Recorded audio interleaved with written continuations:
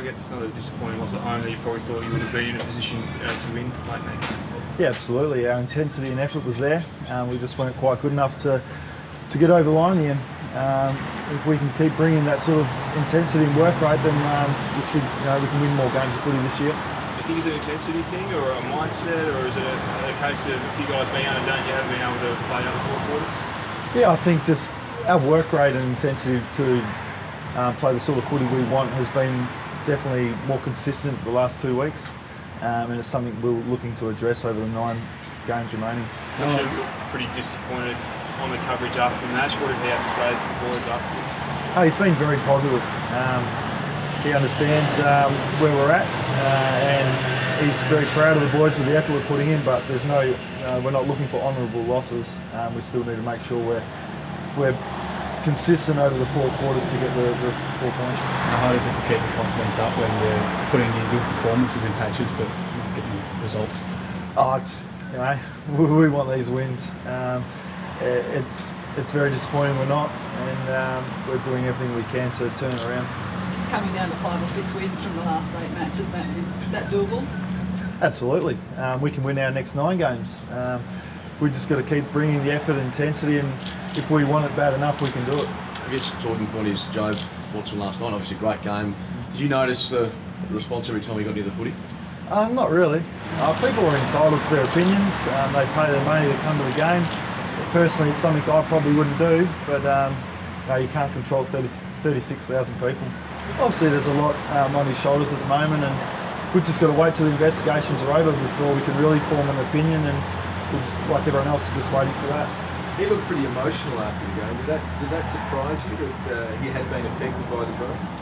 Obviously, the whole club is under a little bit of pressure at the moment, and the players are feeling that. To their credit, they've been able to perform really well this year, and they've won some really close battles. So, well done to them. Hard one for you. Do you think the AFL should now do something? If he keeps getting booed like this and it just disintegrates, do you think the AFL needs to make a move before the investigation's finished? Something needs to be said? No?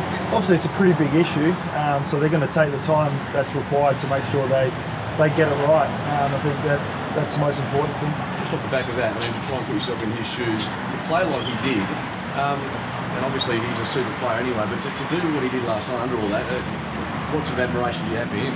Yeah, obviously he's been a great player for a long period of time. He's a Brownlow Medalist, and obviously he's held in high regard. We can't really form too many opinions on what he has or hasn't done. We just have to wait for the investigation to be completed. It is a bit different though, isn't it, Matt? He's now admitted taking the drug, which WADA still maintains is a banned substance, and he continues to play.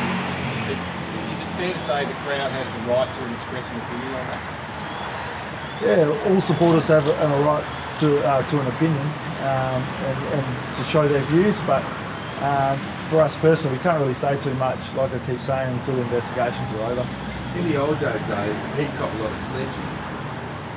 Would there be a temptation for that, or would that be out of line if the players got stuck into about being a cheat? Well, sledging and booing has been going on for as long as the game's been played. We've had players here who have been booed every time they've played in Melbourne, so it's just part of the game sometimes, and yeah. Is that the highest level of intensity you've played at this year? You think last night? It seemed like the press was back like we saw it in 2011 and 2012. Yeah, I think we were able to really get some repeated inside 50s last night, and that was from our forward pressure.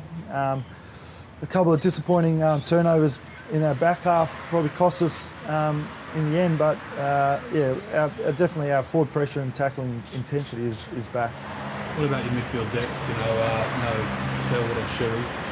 That seems to be the case against Shuey, I believe.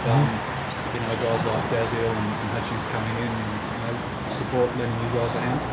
Creates fantastic opportunities. There's opportunities for guys to, get an opportunity to play in our side and hopefully keep their spots. Opportunity to, win our nine games remaining.